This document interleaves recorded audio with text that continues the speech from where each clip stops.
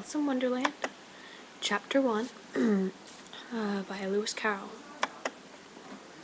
Chapter 1, Down the Rabbit Hole. Alice was beginning to get very tired of sitting by her sister on the bank and having nothing to do.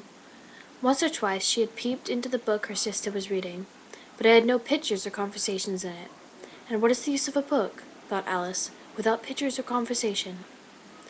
So she was considering in her own mind, as well as she could, for the hot day made her feel very sleepy and stupid, whether the pleasure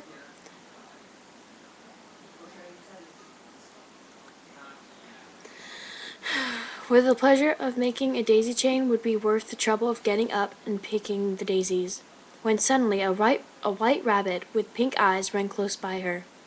There was nothing so very remarkable in that, nor did Alice think it was so very much out of the way to hear the rabbit say to itself, oh dear, I shall be late." When she thought it over afterwards, it occurred to her that she ought to have wondered at this, but at the time it all seemed quite natural.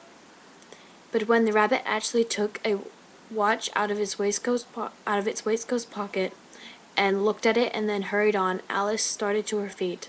It flashed across her mind that she had never before seen a rabbit with either a waistcoat or a watch to take out of it. And burning with curiosity, she ran across the field after it.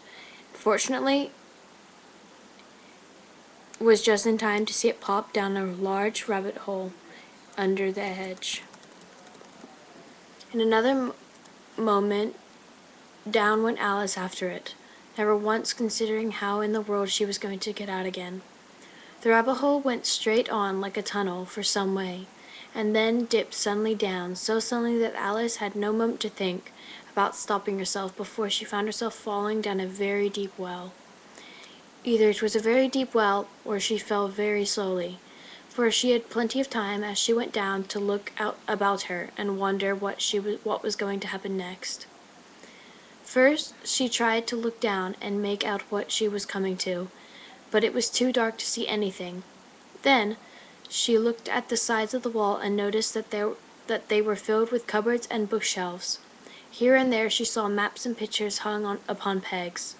She took down a jar from one of the shelves as she passed.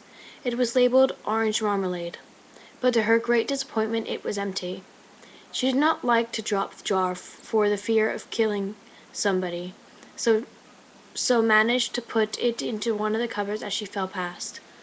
Well, thought Alice to herself, after such a fall as this I shall think nothing of tumbling downstairs. How brave they'll think me at home. Why, I wouldn't say anything about it even if I fell off the top of the house, which was very likely true. Down, down, down. Would the fall never come to an end? I wonder how many miles I've fallen by this time, she said aloud. I must be getting somewhere near the center of the earth. Let me see. That would be 4,000 miles down, I think. For you see, Alice had learnt several things of this sort in her lessons in the schoolroom, and though this was not a very good opportunity for showing off her knowledge, as there was no one to listen to her, still it was good practice to say it over. Yes, that's about the right distance. But then, I wonder what latitude or longitude I've got to. Alice had no idea what latitude was or longitude either, but thought they were very nice, grand words to say. Presently she began again. I wonder if I shall fall right through the earth. How funny it will seem to come out among the people that walk with their heads down. The antipathies, I think. She was rather glad there was no one listening. This time, that there was no one listening this time, as it didn't sound at all the right word. But I shall have to ask them what the name of the country is, you know. Please, ma'am, is this New Zealand or Australia? And she tried to curtsy as she spoke. Fancy curtsying as you're falling through the air. Do you think you could manage it? And what an ignorant little girl she'll think me for asking. No, it'll never do to ask. Perhaps I shall see it written up somewhere. Down, down, down. There was nothing else to do, so Alice soon began talking again. Do you not miss me very much tonight, I shall think. Dina was the cat. "I hope they'll remember her saucer of milk at tea time. Dina, my dear, I wish you were down here with me. There are no mice in the air, I'm afraid, but you might catch a bat, and that's very like a mouse, you know.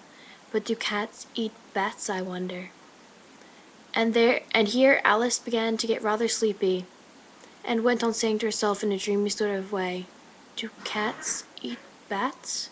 Do cats eat bats? And sometimes, do bats eat cats?" For you see, as she couldn't answer either question, it didn't much matter which way she put it. She felt that she was dozing off, and had just begun to dream that she was walking hand in hand with Dina, and saying to her very earnestly, "Now, Dina, tell me the truth. Do you ever eat a bat?" When suddenly, thump, thump, down she came upon a heap of sticks and dry leaves, and the fall was over. Ellen was not a bit hurt, and she jumped up to her feet in a moment. She looked up. It was all dark overhead. Before her was another long passage, and the White Rabbit was in sight, hurrying down it. There was not a moment to be lost. Away went Alice like the wind, and was just in time to hear it say, as it turned a corner, "Oh, my ears and whiskers! How late it's getting!" She was close behind it when she turned the corner, but the rabbit was no longer to be seen. She found herself in a long, low hall, which was lit up by a row of lamps hanging from the roof. There were doors all around the hall, but they were all locked, and when Alice had been all the way down one side and up the other, trying every door, she walked sadly down the middle, wondering how she was ever to get out again. Suddenly she came upon a little three-legged table, all made of solid glass. There was nothing on it except a tiny golden key, and Alice's first thought was that it might belong to one of the doors in the hall. But alas, either the lock was too large or the key was too small, but at any rate it would not open any of them. However, on the second time round, she came upon a low curtain she had not noticed before. And behind it was a little door about 15 inches high. She tried the little golden key in the lock, and to her great delight it fitted. Alice opened the door and found it led into a small passage not much larger than a rat hole. She knelt down and looked along the passage into the loveliest garden you ever saw. How she longed to get out of that dark hall and wander among those beds of bright flowers and those cool fountains. But she couldn't even get her head through the door. "And even if my head would go through," thought poor Alice, "it would be of very little use without my shoulders. Oh, how I wish I could shut up like a telescope. I think I could, if I only knew how to begin." For you see, so many out-of-the-way things had happened lately, that Alice had begun to think that very few things indeed were really impossible. There seemed to be no use in waiting by the little door, so she went back to the table, half hoping she might find another key on it, or at any rate, a book of rules for shutting people up like telescopes. This time she found a little book on it, which certainly was not here before, said Alice, and round the neck of the bottles was a paper label with the words "Drink Me" beautifully printed on it in large letters. It was very well to say "Drink Me," but the wise little Alice was not going to do that in a hurry. "No, I'll look first," she said, "and see whether it's marked poison or not." For she had read several nice little stories about children who had got burnt and eaten up by wild beasts and other unpleasant things, all because they would not remember the simple rules their friends had taught them, such as that a red-hot poker would burn you if you hold it too long, and that if you cut your finger very deeply with a knife, it usually bleeds. And she had never forgotten that if you drink much from a bottle marked poison, it is almost certain to disagree with you sooner or later. However, This bottle was not marked poison, so Alice ventured to taste it, and finished it finding it very nice. In fact, it had in fact a sort of mixed flavor of cherry tart, custard, pineapple, roast turkey, toffee, and hot buttered toast. She very soon finished it off. "What a curious feeling," said Alice. "I must be shutting up like a telescope." And so it was indeed. She was now only 10 inches high, and her face brightened up at the thought that she was now the right size for going through the little door into the loveliest garden. First, however, she waited for a few minutes to see if she was going to shrink any further. She felt a little nervous about this, for it might end, you know, said Alice to herself, in my going out altogether, like a candle. I wonder what I should be like then. And she tried to fancy what the flame of a candle is like after the candle is blown out, for she could not remember ever having seen such a thing. After a while, finding that nothing more happened, she decided on going into the garden at once. But alas, for poor Alice, when she got to the door she found she had forgotten the little golden key, and when she went back to the table for it, she found that she could not possibly reach it. She could see it quite plainly through the glass, and she tried her best to climb up one of the legs of the table, but it was too slippery. And when she had tried herself out with trying, the poor little thing sat down and cried. "Come, there's no use in crying like that," said Alice to herself rather sharply. "I advise you leave off this minute."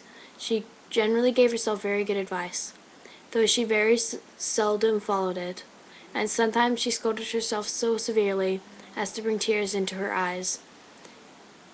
And once she remembered trying to box her own ears for having cheated herself in the game of croquet.